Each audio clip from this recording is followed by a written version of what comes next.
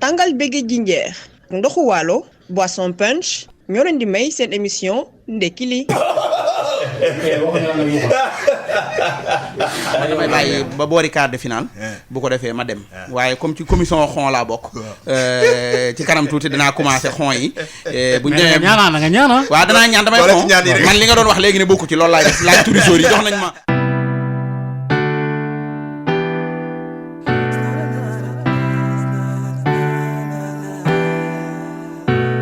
Better wake up in the morning time. Nico di la jox good vibes. Ndekki lu neex tàng jër. Sud FM mooy number one. Ndekki li man moom laay déglu Sud FM. Yeah. Salaamaaleykum Sénégal man la Beydi bi de bu bees yaa ngi ci émission Ndekki li ak Mame Nicolas Imam Maodo Faye jërëjëf. Et voilà, 98.5, le choix de la différence et la première radio d'information du Sénégal. Bonjour, comment ça va chez vous? Ça va très bien chez nous, merci beaucoup. C'est un plaisir, comme tous les matins, de vous recevoir à travers votre émission préférée, Ndekki li, émission Nandite. Vous qui êtes un peu partout au Sénégal, puisque Dakar n'est pas le Sénégal, mais également sur l'international, yéen a ngi ci Sud FM, la première radio privée du Sénégal. Merci beaucoup. Fu ngeen mënta ne ci àdduna amati nañ mbégte, parce qu'on revient de week-end et j'espère que vous en avez bien profité pour bien recharger les batteries afin de bien redémarrer la semaine en beauté. Jaajëfal leen sant leen gërëm leen soppey Ndekki li émission nandite yi kenn ci seeni soppee ngi nii muy oustaz Maodo Faye yaa oustaz vive le Sénégal bonjour et naka nga def. maa ngi sant yàlla baax di la gërëm gis naa esprit patriotisme bi nekk ci yow. ah oui ak verte zone rose beeg yooyu tey ça cela veut tout dire. wallaahi ñu ngi la ciy sant bu baax a baax ndax am nit day bëgg am réewam. wallaahi. tabarkàlla yal na yàlla jàppale nu. amiin nuyu saa bawal itam.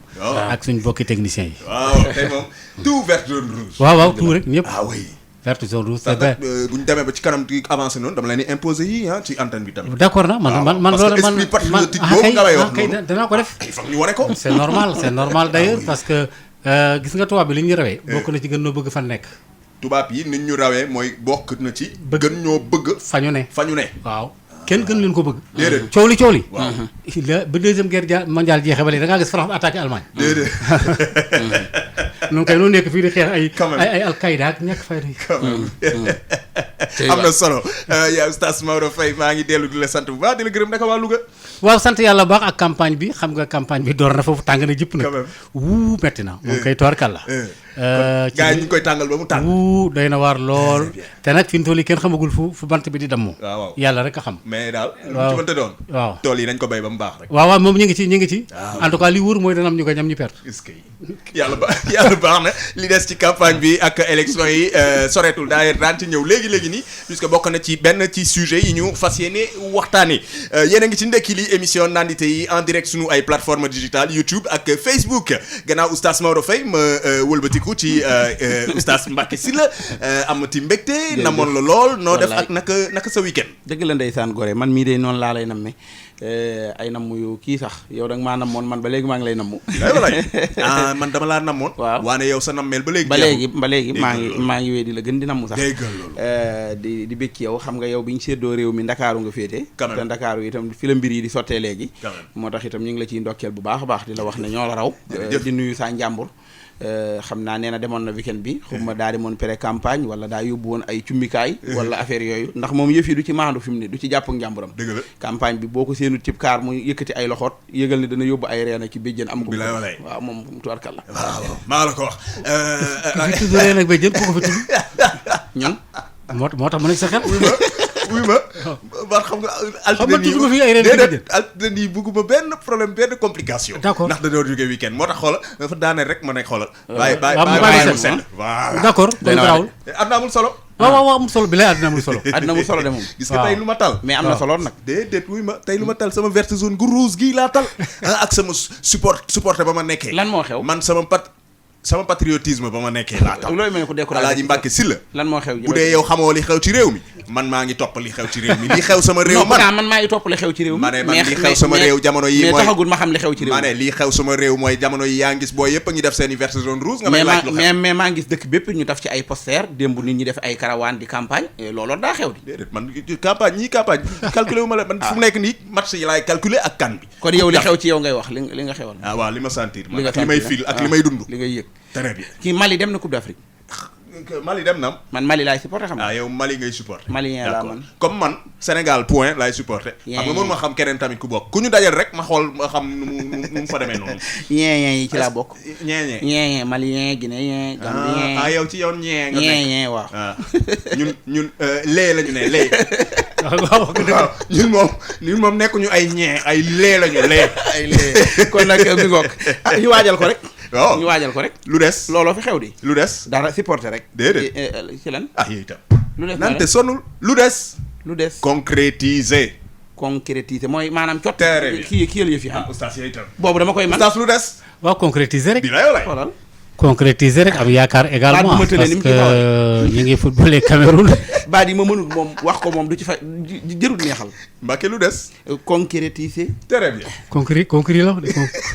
concrétiser sas tamit voilà kenn topp bu sas tamit waaw d'accord kon nañ bàyyi doon mu jàll de toutes les façons joxe na signal bi moom joxe na signal bi ndax bi mu xëyee def verte zone rouge day wane ne tey ji réew mi dafa nekk ci xeex ndax xam nga football dafa toll foo xam ne fii tey maanaam d'accord sport la fola waaye bu boolee ñaari réew mu nekk boo ñëwee da nga indi sa raaya mooy wane ne tey dafa mel ne da ngaa jëm ci guerre parce que gagné gi ngay gagné day neex lool Sénégalais yi moo tax na ñëpp fiixal xol yi parce que tamit comme li Nicolas wax doo topp nit ba mu sës ak lu mën a am bu xol yëpp boole woo rek ñu tàllal loxo ñaan yàlla mën naa def nu am ndam tax xam nga jullit moom dëgg-dëgg coolee fi ne mais jullit moom au finish ñaan dong la am waaw dooleem bëriwul ngannaayu jullit moom mooy ñaan kese parce que da nga toll foo xam ne fi moom daanaka sax Serigne Cheikh Tidiane Sy bi nga xam ne moom philosophe la nee na du faj aajo day dalal xel waaw waxin la mais oustaz nga préciser tamit ñaan ak ay xoññom yooyu noonu bokk xon waaw xam nga lenn lu ci nekk ñaan la waaye dañoo bokkul fu dëgg mu waaye ak cosaan dañoo bokkul asli yi ñoo bokkul ak seen hëdëf kii dafa am koo xam ne kii da koo gëm képp sellal ko tàllal ko loxo muy yàlla subhaanahu wa taala am koo xam ne kii nag moom fokk mu leneen ak leneen boole ca loolu bokkaale lay doon ndax yàlla moom kenn du ko booleeg dara moo tax ñaan yi yëpp ñaan la boo ko boolee waaye ci biir ñaan yi nag dafa am ak wuute ci nañ koy doxale am na solo waaye lépp ñaan la lépp ñaan la ak lu mu ci mënta doon Sénégal kan bi tàmbali na ci week-end bi démb Sénégal mu ngay joué tey à 13h d'ailleurs bokk na ci une Sud Quotidien yi maa ngi cee ñëw léegi dama bëggoon ñu daw rapidement foofee ak sunu ndaw la ñu toogal foofee ca kan bi ca Cameroun Ignace Ndeye chaque jour ci xibaar yi ci Sud FM moo leen di xibaar lépp lu jëm ci Coupe d'Afrique des Nations bi Ignace Ndeye ñu daw fekk ji ko vite fait camper le débat daal di dellu si. ñu fekk ko ci atelier tailleuram ci marché Bafoussam Abdou Konté di Sénégalais yu néew daan ko sax ñaar lañu ñuy dund fii ci dëkk bii di Bafoussam di Ouest Cameroun mu nekk fi nag depuis atum 1986. bon maag Pape Sarr ñoo fi nekk gum xam nga rek les frais sont là mais bariwuñu sincèrement parler bon loolu moo tax affaire bi dafa ñu surprendre. voilà comme ñun ñaar ñoo fi ne bon nous serons là dañu jàppalante rek. voilà pour maanaam ñu accueillir suñu gan ñi nga xamante ne ñu ngi fii ñëw fekk ñu fii. Abdou Ndong bokk ci ñaari sénégalais yi nga xamante ni ñooy dund fii ci Bafoussam ay at a ngi nii compté nag sur colonie sénégalaise bu nar a jógee ci Cameroun ak yeneen gox yi nekk fii ci Afrique centrale. pour supporter jàppale gaynde yi mardi ci stade bu Ngwekong fii ci Bafoussam envoyé spécial fii ci Bafoussam Ignace Ndeye pour la rajo Sud FM. Ignace Ndeye di sunu ndaw la ñu toogal foofee ca Cameroun rawatina ca Bafoussam def naa noonu la fii sunu gaynde yi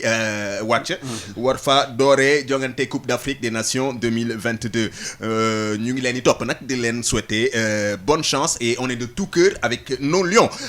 li ma ko waxee sànq bokk na ci une Sud Quotidien de ce 10 janvier 2022 CAN 2021 Sénégal Zimbabwe à 13h aujourd'hui rugissez d'entrée noonee la ko Sud Quotidien fësale ci une bu tay bile Sud Quotidien ñëw na itam ci beneen une la xew ca Mali ak la CEDEAO puisque yaa ngi doon tudd Mali sànq la CEDEAO qui adopte de très lourdes sanctions contre la junte loolee itam ci week-end bi la xewee def naa CEDEAO oustaz ñu ngi doon daje ca Ghana du noonu. waaw ci Accra waaw. ca Accra voilà naañ ci ñëw léegi nii sinon y a la campagne électorale des locales J+2 branle-bas des coalitions loolee itam bokk na ci sujet yu nar a waxtaanee tey ma fàttali mbokki auditeurs yi ak mbokki internautes yi yéen a ngi ci ndekki li émission nandite yi ñu ngi en direct sunu ay plateforme digitale bu ngeen duggee YouTube ak Facebook Sud FM Sen Radio oustaz Maodo d'abord ñu tàmbalee ak Mali ak la waa CEDEAO jël ci ay sanctions jamono yile ba def naa am na sax ay tontante yu ci commencé jig d'abord pour camper débat bi lan moo xew exactement et naka nga ko jàngatee. waaw xam nga li xew moom lenn la mooy kenn ku nekk xam na ni Mali dafa amoon coup d'état 20 août ca 2020 ba léegi nga xam août 2020 ba léegi nga xam ne amoon na ak Ibrahima Boubacar Keïta ñu koy wax IBK avant muy nekk président Mali xam nga nekkoon na président assemblée nationale nit la koo xam ne kii ku bari woon xam-xam la ku bari woon la mu doon dox la léegi bi ñu defee coup d'état bi Keïta le colonel Keïta ñëw nekk fa CEDEAO dañoo def médiation pour ñëw xool nu ñuy mën a bàyyee ñi nga xam ne jàpp nañu leen te ñu remettre li nga xam ne moom moo di démocratie ndax ca Mali wax dëgg yàlla foofu tam élection amoon na fa ba Ibrahima Boubacar Keïta gagné ñu xaw armée bi xaw a digal tuuti bañ a nangu yu demee noonu ñu reeñewaat yónneewaat fa mais bañ demee ba xam ne Keïta mi ngi tàmbali indi tànk bukki ñoom nag la ñu delluwaat bërki démb bi dem fële ca Ghana ci Accra ci kilifteefu ak fo ano mi nga xam ne moom moo di Anane mi nga xam ne moo jiite Ghana léegi nag sanction yooyu lu jiitu loolu dañu war a xoolaat am na weer ci gannaaw wala ñaari weer ci gannaaw am na lu ñu tuddee les Wagner mooy ay armes ay soldats yoo xam ne ñi ngi fekk baax ci réew mu la nga xamee ne moo di Russie ñëw nag di jàppale ca Tombouctou ñi nga xam ne lenn lañ ci ay armée bu Mali loolu dafa naqari lool waa France ba nga xamee ne yëkkati woon nañ seen ay kàddu ne léegi il faut que Wagner yi génn foofu la y a un problème même CEDEAO seen affaire bi derrière tout ça il y a la main de la France parce que daan yi ni mu méttee nii man wóoluwuma ci France léegi nag li gën a métti ci daan yi mooy dañuy tëj frontières yi Sénégal ak Mali c'est fermé rap Dakar Bamako gi boo def ndànk dootul demati avoir yi nga xam ne autorité malienne yëpp ñoom lañ amoon ci banque yi rap tëj lañ ko def fi nu toll nii commerce bi dem beeg dikk bi arrêté nañ ko lu dul lu mel ne ay médicaments wala ay vaccin wala yu demee noonu li ci des lépp gars yi arrêté nañ ko fi nu toll nii ba noppi tamit ñu ne nag léegi amul benn frontière boo xam ne bii da nga bokk ci CEDEAO te laal ak Mali te néew ñu la ràpp tëj xam nga Mali soo xoolee ba xool juróom-ñaari réew ñoo ko wër Mali gi yëpp ñaari réew rek ñoo bokkul CEDEAO muy Mauritanie ak Algérie ñaar yi ci des yëpp ñu ngi bokk CEDEAO ñoom nag nee nañ ràpp léegi seen ay frontière ba mën a ñoo génn ce qui fait que ku doon jóge Mali tey ji boo jaarul Mauritanie doo mën a génn léegi nag xam nga nag lu dal Mali faw mu laal ñu parce que absolument logique bien sûr mais léegi bu fekkee ne dañoo tëj rap Mali ak lu mënte xew quand même Afrique de l'Ouest am na problème non depuis toujours très bien c'est une très belle question Afrique de l'Ouest ci boppam moo am problème parce que Mali xam nga Mali rek laa gis ci réew par exemple nga jógee Dakar dem Bamako muy capitale ba xam nga gis nga ni mu sore Dakar ba Bamako nga jógee Kaay dem Tombouctou moo ko gën a sori te ci même dëkk bi la maanaam ci biir dëkk bi nga jóge woon Sénégal tey dugg ci réewu Bamako li muy gudd ci biir Mali am na fa dëkk yoo xam ne moo gën a sori loolu bokkul dara ak li Mali rëy parce que déedéet non bi ci biir Mali laa wax Mali rëy gi mu rëy am na ci dëkk yoo xam ne moo gën a sori Dakar Bamako Mali moo gën a rëy France juróomi yoon soo multiplier woon France par 5 Mali moo ko gën a rëy moo tax boo xoolee sax carte bi xoolal ku mën a am frontière ak Algérie wuriwaat jaar ci gannaaw Sénégal demaat ba amaat frontière ak Mauritanie réew moom xam nga ne tuutiwul léegi nag problème bi mooy bu fekkente ne tëj nañ ko léegi fii nu toll nii Burkina Faso danañ am problème Niger dana am problème Algérie sax mën na am ay problème parce que gars yi pour ñu mën a rëcc dugg foofu la il y aura des problèmes parce que ñoom foofu lañ déparé woon yaa ngi tudd ba laata maa jox Alaaji Mbacké Sylla yaa ngi tudd France léegi am na ñu gis la main de la France derrière tout ça mais justement moom laa lay wax léegi nii xam nga France dafa mere Mali buñ ko waxee buñ ko waxul yëpp parce que Macron ba nga xamee ne dem na fa moom problème am mooy lan moo tax présence su Wagner yi nekk foofu la Wagner ay soldats russes lañ yoo xam ne ñoom ils sont pas officiels mais ils sont officiers lépp loo xam ne nag rey nit xeex ak tamit dafa ay système militaire moom la ñuy def léegi nag gouvernement Mali dafa dem négocier ji loolu andi leen te booba force Barkhane bi ma nga fa léegi nag France jàpp ne kon loolu ñoom dañ leen a tuutal dañ leen a ñàkkal fayda mais nag Russie ak Mali seen histoire tàmbaliwul tey ma nga tàmbali woon ca jamonoy fédération Sénégal Mali ba ca bu yàgg ba kon liñ leen gis ñu jege woo léegi waaw du tey ça ne date pas d'aujourd'hui mais Koïta général Koïta ba fa nekk nii def na formation russe ak ñeneen dans l'armée malienne chef armée yu bëree bëri foofu lañ defee seen formation léegi nag Wagner yu fa ñëw nag moo metti waa France te Wagner yi ba léegi ni neexul ba neexul mais ñi ngi Tombouctou ñi ngi foofu noonu di attaquer gars yi di jàppale armée malienne bi nangam ak nangam te pourtant gouvernement Mali daf ko weddi woon ne loolu amul loolu nag metti na France te xam nga CEDEAO moom boo xoolee ba xool syndicat la boo xam ne bii daanaka rek France moo leen di lijjanti nga ne CEDEAO syndicat la syndicat la parce que boo xoolee li xew Côte d'Ivoire ak Alassane Dramane Ouattara ñu ne pat waxuñu dara troisième mandat defuñu benn sanction ñu Alpha Condé ba muy gagné ka sàcc ka gi ba mu ana CEDEAO tey jii ñii def kii ñu jàpp dóor ko tëj frontière yi. parce que tamit oustaz nag ay coup d'état yooyu tamit dafa am ay sanctions yu ci war a. absolument loolu d'accord na ci. coup d'état boo gis. am na sanction mais am na fi ay coup d'état yu fi am. ñu def fi sanction ñetti weer juróom-ñeenti weer ñu defaraat mbir ma. léegi nag boobu ba léegi mënuñu koo defar ne ràpp tëj ko dindi avare yi. yow bien yéen amoon ci banque yi sa gars yi BCEAO. gars yi téye nañ seen avare yi seen compte yi tëj nañ ko. mais loolu xam nga ne moo am na ku ne ca gannaaw. yéeme na torop Alaaji Mbacke Sylla la xew ca Mali yéeme na. yéeme na lool bég lool ci njàngat mi ngeen ci def ak sëñ Maodo xam nga bañ lëkk nangul ko nopp yu gudd ak mën a daw moo tax itam moom lu ma ko kii bu duggee ci fànn googu damay xam ne wàllam la spécialiste la waaw spécialiste la maanaam moom ci wàllu bitim réew ak yooyu man na maa wax ne ak lëg la ci daal moom lu ma ko kii damay xam ne nopp yu gudd na mën na caa daw waaye nag bu may jàngat ci njàngatum ki nga xamante ne daa jot ci information yi rek dégg ko di ci joxe xalaatam donte mën na cee bañ a wax loo xam ne mooy xar-xarub doj waaye loolu itam nit sañ na ko day mel ne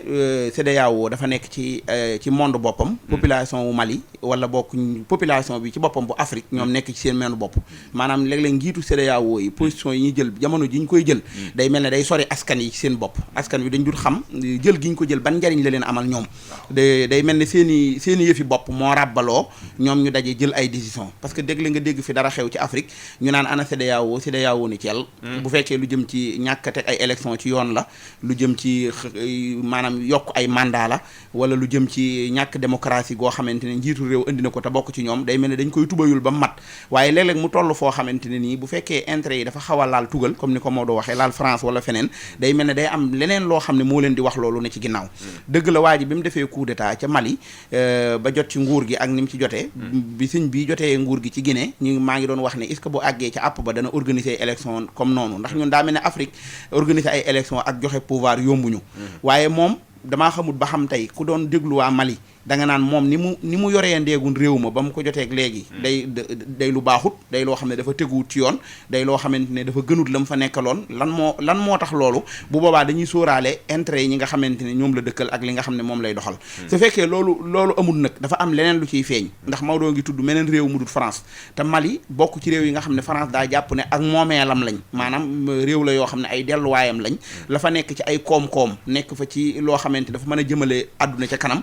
France da ciy teg loxoom comme ni nga xamante ne noonu la yilife suñu réew yi yilife ko yeneen réew léegi képp koo xam ne da ngaa ñëw am aw gisiin ci Afrique woo xamante ne nii gisiinu demal sa bopp la wala gisiinu summi mbub mi nga xamante ne moom la France solaloon buum yi mu la takkoon faawu nga nangoo dékku lu méttee metti ngir mën a mucc ci loolu damaa yaakaar ne Mali nag dafa ne ci étape boobu léegi Afrique nag mooy xeex ak boppam Afrique ci boppam ñooy xeex ak Afrique maanaam CEDEAO bu fekkente ne ñoom intérêt Afrique moo leen tax a jóg ñoo jógaat ngir loraat Afrique ci boppam waaye am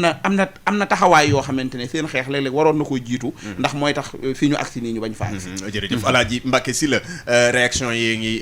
takarnase ci chat bi puisque ñuy en direct ci YouTube je vois la réaction de Simon Pierre Niak noonu la tudd nee na c'est dommage pour le Mali j'ai vu que la junte se prépare à rappeler ses ambassadeurs au sein de la CEDEAO j'espère que l'intérêt des populations restera sauf c'est surtout ça le souci Oustaz Maodo à chaque fois dañuy fàtte population yi ci bopp. Ouais, mais justement parce que loolu moo wax noonu junte bi loolu ñuy rappeler ambassadeur loolu ci sanctions yi la bokk parce que ñoom dañu fas yéene retirer seen ambassadeurs yi fi ñu toll ambassadeur bu Sénégal ba fa toogal Mali boo dafa ndànk day dellusiwaat waaye nag bu ñu yeggee ba ca njombaxtan la Mali moo ci gën a sonn nag Mali moo ciy gën a sonn parce que xam nga li comme li Mbacke doon wax léegi CEDEAO moom nekku fii pour Maodo Faye wala pour ay Nicolas wala yi demee noonu loolu ay individualité la wala yi ñoom seen problème mooy pays ak pays loolu lañ tuddee ay relation bilatérale yoo xam ni da nga naan France Allemagne France Russie léegi nag la ñuy liggéey ca kaw noonu dana am ay jeexital mais jeexital ya buy ñëw nag la ñuy doog a dajwaat pour wax ca lu mel ne commerce wala yu demee noonu mais bu dee dogal yu demee nii moom buñ koy def ñi ngi xalaat ay problème sécurité ay stratégie politique ak yu demee noonu après nag la ñuy xool parce que léegi tëj gi ñu tëj fi ñu toll nii Mali baana yi nga xam ne ñoo doon jógee Thiès di dem Mali léegi dootu ñu ko mënati effectivement dana ci am ay lor ak yu demee noonu mais ñoom ñi ko doon def tamit xamoon na ne conséquences yooyu dana am mais dañ ne léegi soldats yi il faut nga sës leen ba nu sës parce que tant que sësoo leen ba nu sës ci miir bi ay dof lañ duñ mën a yëg affaire yi demee noonu ma jox la benn exemple par exemple en 1986 bi nga xamee ne defoon nañ embargo réew mi nga xamee ni moom moo di Libye te boobu américains yi ñoom ñoo defoon affaire boobule pour Kadhafi ñu buntu xatal ko mais comme dafa am pétrole mais Kadhafi neexul ba neexul mais jamono yooyu Libye metti woon na trop mais teewut doone na ca waaw doone na ca jàmbaar ñu jóge fa def ko Iran bi nga xamee ne seen ba ñoom sax daanaka ba léegi day xaw a dañu waaye dañugul embargo bi ñu defoon depuis nga xam ne yàgg la américains yi def leen dañoo dem ba nga xam ne marché Iran bi pour nga jënd fa loo xam ne lii daanaka xaalis bi dafa dem ba tàmbali di wàññeeku moo tax embargo metti da ngay dem ba yow sa doolee réew ak sa wàllu tourisme moom la ñuy bloqué soo ko defee yow loo am rek ci réew mi lay des sa économie nii lay def waaye dootul génnati kenn du ñëw xaalis bu bari du ñëw euro bi du dugg mais dañoo dem ba neexul mais dañoo dem ba Iran dañoo mujj xëj li ñu naan xëj après finalement lañ dem ak ay dem ci wàllu pétrole bi régler ay bombe kii nucléaire bi négociation yi tàmbaliwaat ñu xaw a wàññi tuuti mais sanction moom réew mi ñu ko def lu dëgër économiquement dina la laal mais nag dina laalaale tamit réew yi nga frontalier parce que la waroon a dugg fee day taxaw fële tamit mais pekk yu moom waa Mali ñoo koy yenn mais soldat xam nga soldat nag moom yenn saa yi wallaahi mais après problème bi war a mën a nekk Russie boobu nga tudd aussi nga xam ne léegi relation yi voilà léegi nag dans ce cas là naka la Russie di réagir par rapport ak situation mais justement léegi nag problème bi mooy foofu nag il faut que le colonel Koïta mu jéem a dawal benn diplomatie boo xam ne bi day génnee xaw a sumi tuuti mbubu soldat bi jéem a dawal diplomatie dans ce cas là parce que Russie nag moom loolu rek la doon seetaan fi mu toll gis nga Russie mooy réew moo xam ne bi Europe da koo ñemewul américains yi ñemewuñ ko coow lee fi nekk rek gis nga ay yeneen gis nga li xew temps yi sax ci seen diggante ak réewu Togal yi léegi li mu mën a def mooy muy jël avion dem seeti ku mel ne Vladimir Poutine ñu toog di waxtaan ñu xool relation bi nan lañu mën a xoolee sur le plan coopération ay commerce ak yu demee noonu gën a renflouer waat kees yeeg yu demee noonu sinon du ci génn dinañ topp parce que wala américains yi seytaane yi ñoom bu leen neexee tam ñëwul la ko Stas Maodo Faye je répondais celle-là mais ak lu mu ci mënte doon on attend de voir la suite dinañ topp seen xibaar yi macha allah yéen ñi nga xam ne saa su ne yéen nag ñuy informer d'ailleurs am nañ fa ndaw lu nu fa toogal foofee ca Mali et saa su ne mu ngi ñëw xibaar ci seen xibaar yu yaatu yi daañu topp ba xam lu mbir yi di mujjee puisque sanction yi mu ngi doog a tàmbali n'est-ce pas waaw dimanche lañ ko auprès du Mali tey lay doog a tàmbali voilà dinañ ko topp loolee beneen xibaar bi nga xam ne ñu ngi ci doon wax sànq bu ñu dellu see Sénégal mooy campagne électorale bi nga xam ne itam tàmbali na fii ci Sénégal coalition yi ku ne ngi wane sa bopp une Sud Quotidien tey nee na pagaay bi bokk na ci Benno Bokk Yaakaar ca Parcelles Assainies ñu ngay gis ne ku mel ni kii si nu mu tuddati Moussa Sy dafa def flop foofee ca Parcelles Assainies Abdoulaye Diouf Sarr waxi emploi ak i sécurité lay wax Soham El Wardini moom itam mu ngi traîner ci kii campagne bi mais mu ngi joxe ay gis-gisam ak kii Pape Diop itam bokk gis-gis nekkoon na fi maire moom itam bëgg a xëccoowaat maire Yewwi Askan Wi ñoom itam à Ziguinchor Sonko recevoir na ay jàppale yu fort bu mel ni Khalifa Sall du lu bees Saint-Louis ak 8 candidats et cetera bon bref Alaaji Mbàkke Sylla campagne bi gis nga ni mu tàmbalee fort na waaw ni mu tàmbalee fort na dafa mel ne ñaari fan yi moom ku xool Sénégal da ngay gis ne xumb na lool naxekat yëpp génnaat nañ ndax campagne u Sénégal moom daanaka ak naxe la rek nax yi ñu naxoon at yële nax ñu ko tamit doo bàyyi kàddaay nga woowee ay naxekat lañ parce que itam dafa am lu yoo xamante ne dañ ñu ko yàgg a wax xam nga nit itam boo ko waxee dara te demeewul noonu nga waxaat ko campagne sax daa mel ne baat bi sax ñoom noonu lañ ko déggee mooy ñëw di wax nit ñi lu leen neex di leen wax loo mën ak loo mënut maanaam lépp loo xam ne boo ko waxee ñu tàccu rek da nga ko wax ñi amu njëg ñëpp tey jaay seen boppit ñu jënd leen ndax dañuy génnee xaalis bu bari ku bëgg ñu jox la ñi nga xamante ne ñoo am kaddu nga xamante ne dese na ñoo xam ñooy kan mën nañoo soppeeku ba soppi mbub mi ñu soloon ndax candidat boo xam ne dafa ñëw léegi sax dama ciy dégg slogan yu ñu ci wax yoo xamante ne mooy lu ñu leen jox lekk leen alalu askan wi la moomu leen ko waaye fi mu ne loolu mën naa doon lu yaatu waaye ci li yàq jikko yi la bokk ci li koy gën a yàq la bokk ndax tey ki war a laaj localité bi waaye li mu nar a dépassé ci milliards moo ëpp sax boo muy tuut li mu nar a liggéeyee localité bépp buñ ko falee diirub juróomi at yi da nga dul xam kii jubluwaayu falma gi lan la maanaam li nga gis ñu tuur ko ci doomu xaalis ci dëkk bi ak li nga xamante ne noonu lañ mobiliser ay naxe la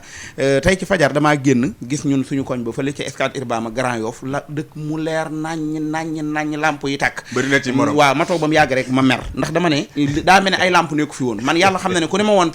bant yi may romb mu taxaw ay lamp ci kaw dama naan déedéet ndeke lamp yaa ngi fi juróomi at yëpp daa lëndëm ba kenn du gis sa morom waaye kenn waxut biñu dëgmalee campagne nag ñu taalal ñu ko ba mu leer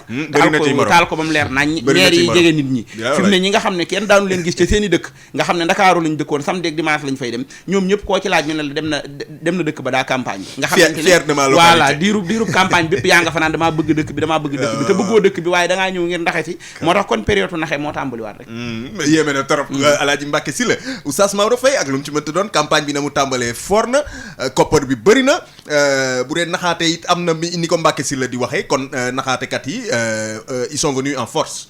waaw xam nga politique ci boppam bu dee bu Sénégal dafa laluwul ci dëgg lu laluwul ci dëgg nag moom daanaka bu daaw baag bu daaw jéeg baag bu ren ba yëpp a bokk daanaka boo ko seetloo moo tax démb rek maa ngi waxtaan ak sama benn xarit ma naan ko man ñii moo xam imaam yeeg ulama yeeg oustaz yeeg comme ci mën a doon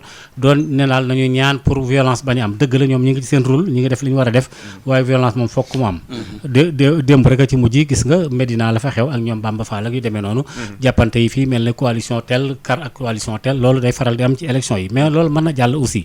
mais ku la jiite juróomi ati yàlla wala juróom-ñaari ati yàlla xam nga mandat maire yi daanaka amul limite nga xool lam fa def juróomi ati yàlla nga xool quartier ba dara soppeeku fa su ñëwaatee di la tàllal loxo yaa war a am fulla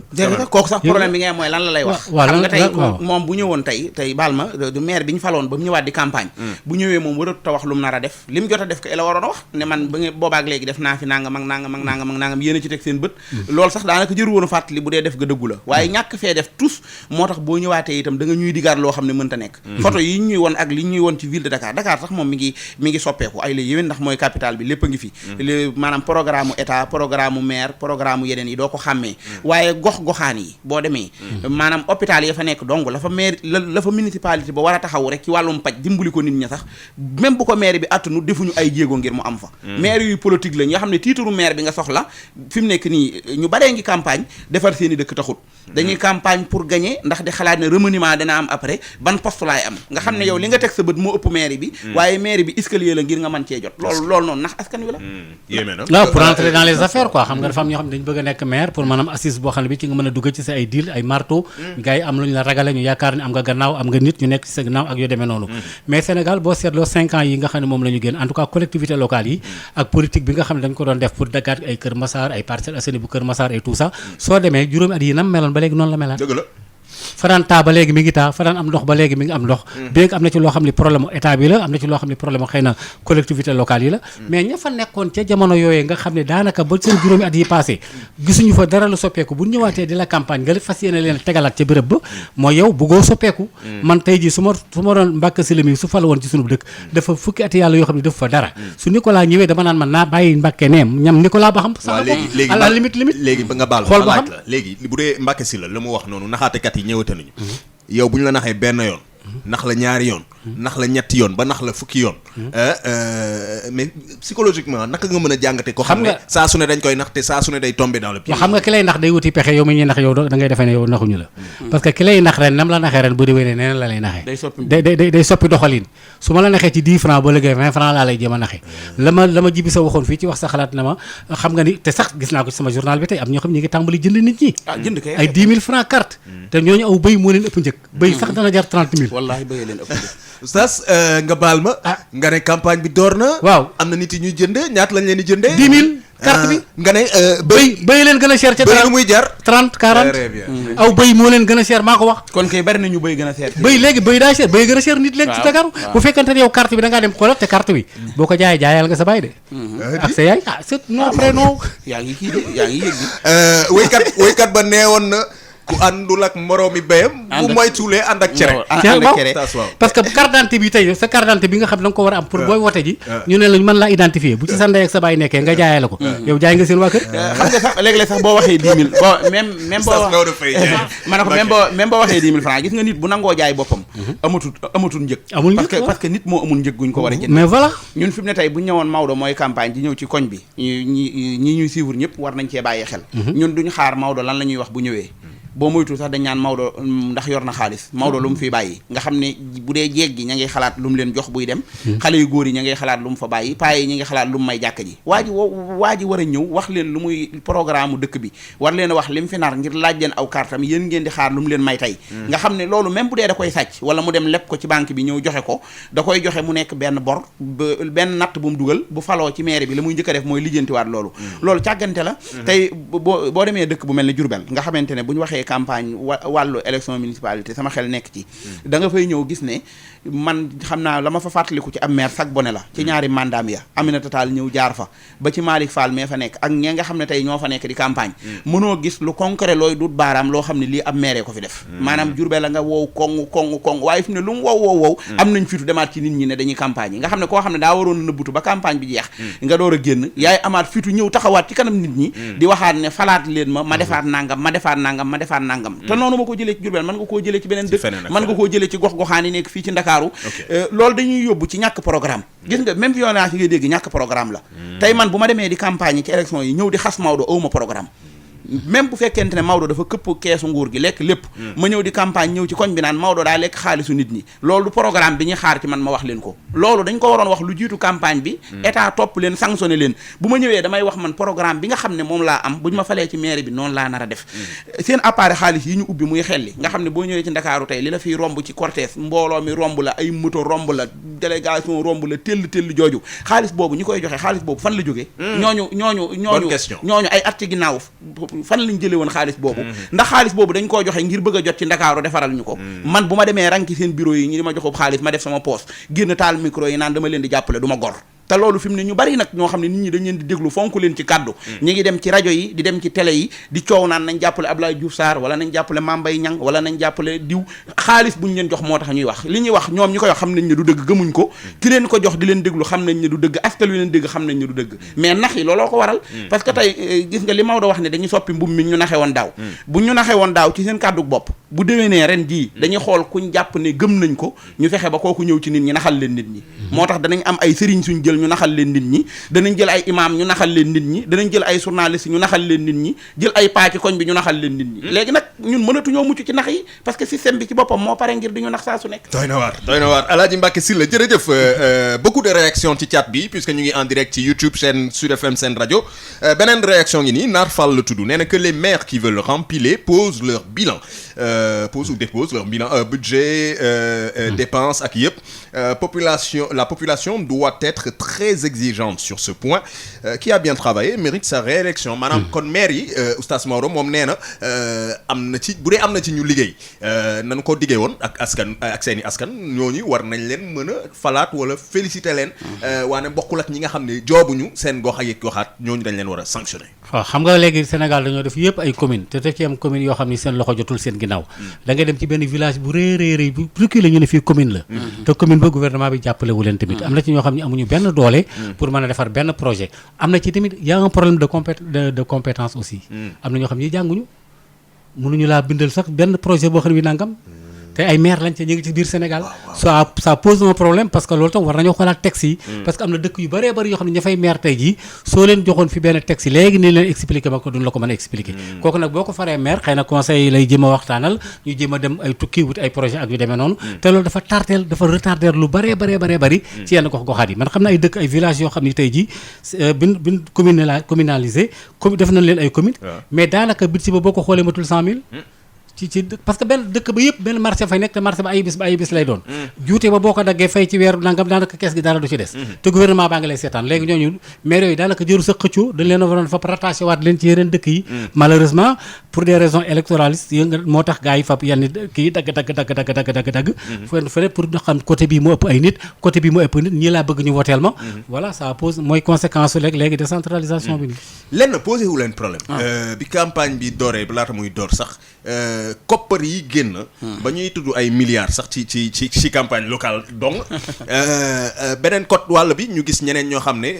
ñu ngi wuti cotisation pour mën a am koppar ndax dafa mel ni campagne boo amul koppar tamit sa campagne du mën a non campagne ak xaalis ñoo ànd moom mënuñoo tàqali ko politique du Sénégal dafa ànd ak xaalis noo xaalis te nag def naa fépp ci àdduna bi normalement fépp ci àdduna bi sax lépp looy def bëgg nit ñi moom fokk nga yor xaalis neexul ba neexul Mbàkke am koy dingat léegi te wax na dëgg waaye Sénégal moom daanaka moom loolu comme ci rek soow moom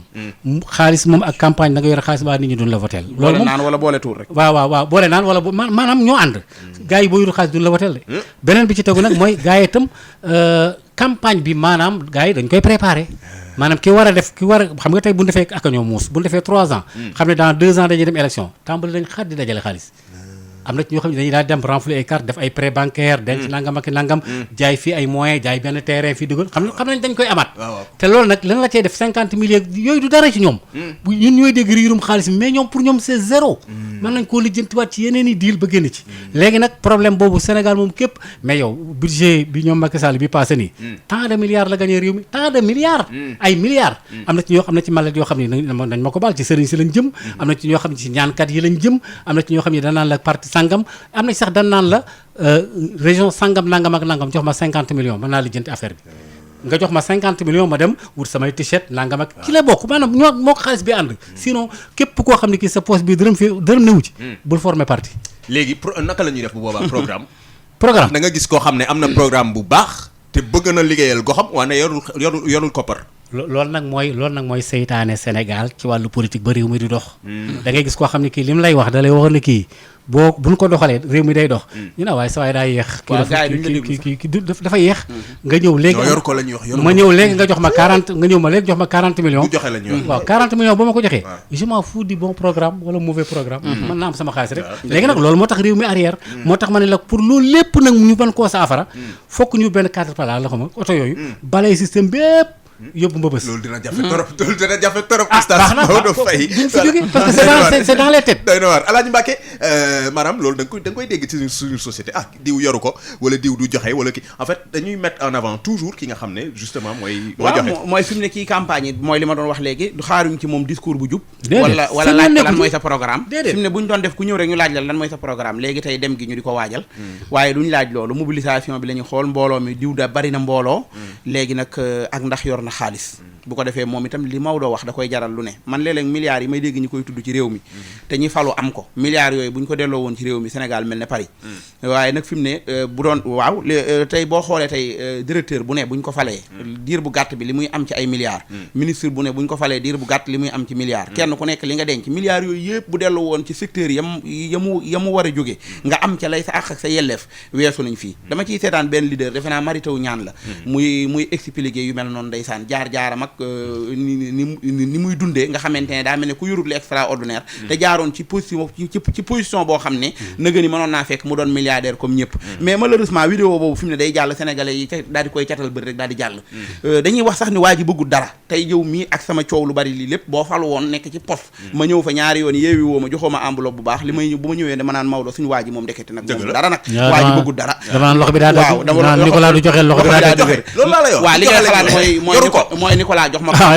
wala Nicolas lijjantil lay marché wala Nicolas mi xamul lu xew wala kii comprendre ndeke xam lu xew mooy sàcc xaalisu réew mi ba pare ñu ne Sénégal dana dem ci kanam non duñu dem yooyu yëpp nag yii nag mooy galgal yi nga xamee ne il faut ñu jëlee leen fi waaw loolu nag dafa nekk ci suñu société le problème malheureusement doo ko accuser gouvernement doo ko accuser opposition doo xam parce que ñun ñëpp on est dans le même panier c'est devenu même culturel voilà loolu beneen problème la dama bëggoon rek parce que ñaari minutes moo ma dese te dafa am benn aspect bu am solo bi campagne bi door rek léegi muy wàllu violence gis nañ la xew ca Médina gis nañ la xew ca def naa Parcelles gis nañ la xew ca Guédiawaye également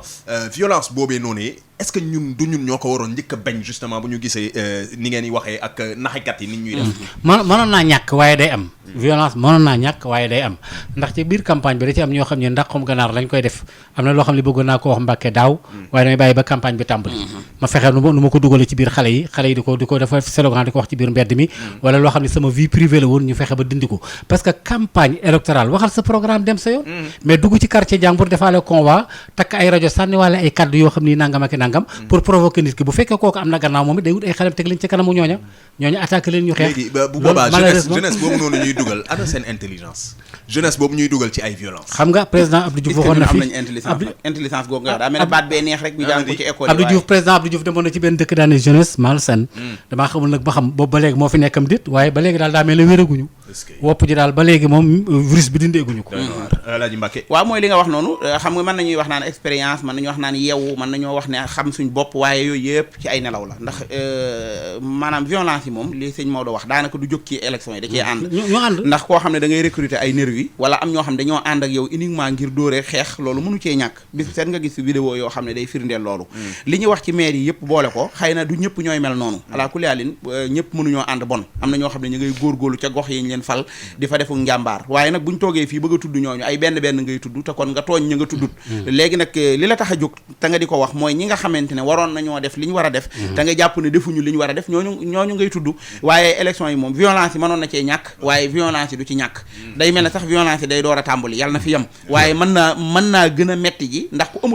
ku amuti argument saaga rek nga mën a def buñ ma joxee micro bi te awma programme bu ma wax awma lu ma wax waa koñ bi xaste dong laa mën a wax wala may saaga wala may wax luy indi fitna moo tax nañ am programme wala ñu noppi am na solo ñu ngi koy sant bu baax di ko gërëm Alaaji Mbacké Sylla de toute façon campagne bi day doog a door oustaz fàttali ñun ñaata jours la war a durer noonu non pratiquement léegi une semaine ci descend parce que mais ça passe vite alors oui parce que il faut ñu toog bu jeexee vendredi dañ toog samedi minuit dimanche fii le 18 mu jeex d'accord donc élection yi ñëw na ba pare ñëw na c'est le 23 te élection benn tour la raw gàddu la bon amul ay kopp nombre carte rek amul conseil yu dajawaat di fal loolu amatul léegi ku jiitu rek jiitu nga raw gàddu est-ce que jeex na danañ topp loolee de toutes les façons ci émission ndekki li émission nandite yi fii ak boobee ba xam fu yooyee élection di mujje naka ne dinañ topp la xew ca Mali la ñu waxtaanee sànq ak sunu desk international xool fa muy mujje waane itam dañu topp kan bi bu leen fàtte ne lu defu ayu lu wax di jàmbat tey le Sénégal tàmbali Coupe d'Afrique des Nations bu ko defee dinañ topp kan bi li yéene Sénégalais yépp ci àdduna bi mooy Sénégal enfin daal di jël kan bi loolee nag sunu yéene la mais ñu ngi ñaan le maximum pour que sunu borom defal ñu ko xéewal n'est-ce pas oustaz Maodo maa ngi lay sant bu baax waxtaan bi am na solo bëri na ñu lay féliciter ci li nga jàngat ci actualité internationale am na solo jërëjëfati Alaaji Mbacké Sylla waaw daal di dem rek fas yéene waaj seetaan gaynde yi ñaan leen ñu doon ay gaynde dëggantaan bañ a dundeem pepp wala cox xam ne gaynde yàpp lay dunde waaw dugal bi yu baree bari ba noppi def ci jom lu man di xew daal nañ def jom ndax ku def jom moom boo wutee am ñu sant la ku def jom boo wutee boo amutin ñu sant la ndax dañuy xam ne def nga jom ñoo ngi leen di xaar ci kanam dañ maa yónnee vol spécial Bafoussam Dakar Bafoussam man nag dem seetaan yi ñëwaat non man damay bàyyi ba boori quart de finale bu ko defee ma dem waaye comme ci commission xon laa bokk ci kanam tuuti dinaa commencé xon yi buñ demee waaw danaa ñaan damay xon man li nga doon wax léegi ne bokku ci loolu laay def laaj touriseurs yi jox nañ ma touriseurs yi Sénégal war a dajeel yëpp bu ko defee ñu bind leen ci xobi faftan bu ko defee waaw daal di ne ci loolu Alaaji Mbacké Sylla jërëjëf oustaz Maodo Faye jërëjëf merci à l'équipe technique merci à l'équipe digitale merci à vous de nous avoir suivis gis nañ saa su ne cofeel gi ngeen am ci émission ndekki li di seen émission parce que yéen a ko taamu def ko seen émission numéro 1 jaa ngeen jëfati merci aux sponsors qui vous ont accompagné bokk na ci ndoxu waalo mi ñuy gunge moom itam suba su ne ak yeneen sponsors yëpp yi nga xam ne ñoo tax ngeen mën a suivre ci anam yi mu gënee seen émission préférée ndekki li émission nante yi salut on se donne rendez-vous donc demain à la même heure et sur la même chaîne d'ici là n'oubliez jamais visez la lune et à demain. ndekki li daal ca dëgg-dëgg mooy émission nandite yi. ndekki li émission nandite yi. tàngal bége jinjeer ndoxu waalo boisson punch. agence pour l'économie et la maîtrise de l'énergie de AME. ñoo leen doon may seen émission ndekki li.